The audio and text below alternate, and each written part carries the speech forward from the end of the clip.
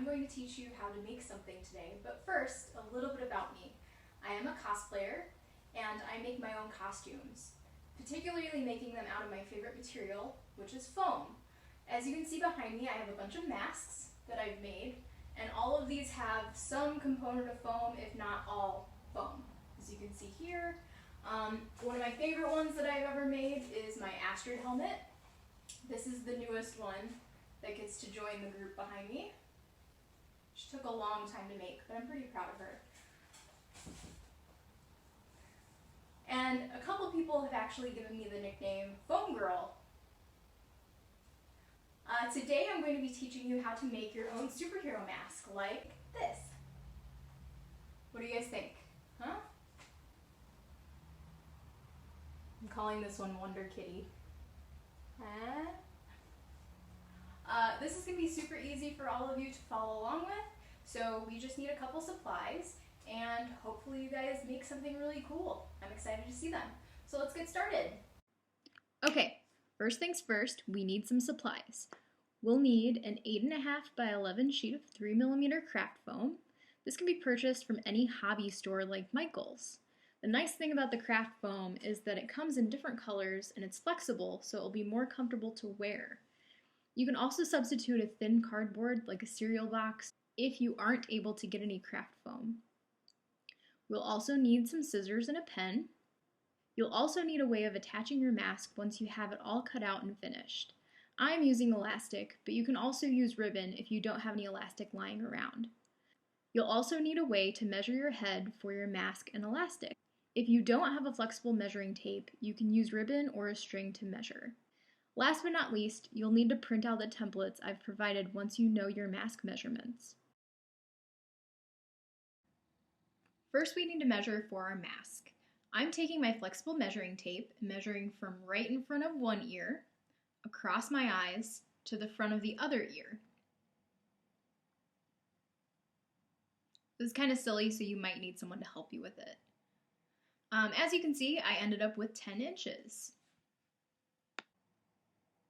Now we need to subtract 2 inches from this measurement. This is to make the mask more comfortable when we're wearing it. So that gives me a total of 8 inches. This means I want to print out my 8-inch wide template. Make sure your printer settings are to print at actual size so it doesn't scale anything down. Now it's time to make it! Start by picking your favorite mask shape from the templates, then use your scissors to cut it out. Be careful to stay on the line while you're cutting. The eye holes are the trickiest part, so don't be afraid to ask for help. You'll want to fold your paper in half, cut a small slit, then use that to cut the rest of the eye hole. When you're done cutting out the template, it's time to transfer the shape to your craft foam. As mentioned in the supplies, I'm using 3mm craft foam that I bought from Michael's. I like to put my templates close to the edge of the foam so I don't waste material. That means you'll be able to make even more masks with this sheet of foam. Now get a pen and trace around the edge of the paper. Make sure to hold it in place and try not to move it around while you're drawing. Ask for help holding the paper down while you trace it. Take your time with this step. You should also double check that all of your lines are down before you move your template. Don't forget to mark the dots on the template as well.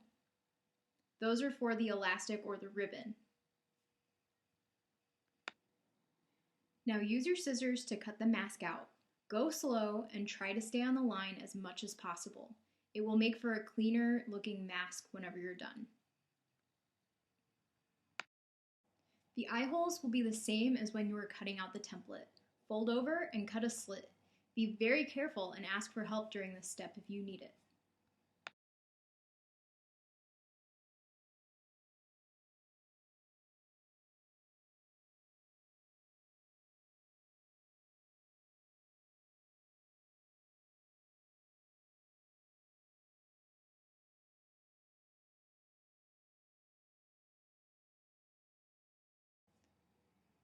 Time to put the elastic in.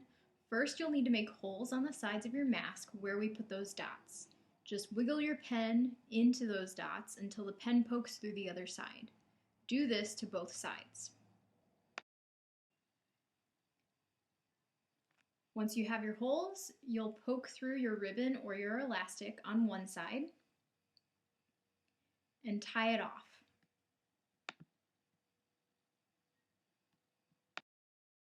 Get someone to help you measure how much elastic you need to wrap around your head. I measured 13 inches for mine, so I'm going to add 1 more inch, making it 14, so that I have another inch to tie off on the other side.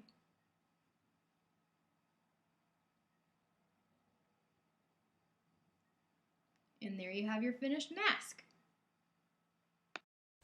Now once you're done with your mask, you can decorate it however you want to. As you can see, I painted mine with some purple and some blue.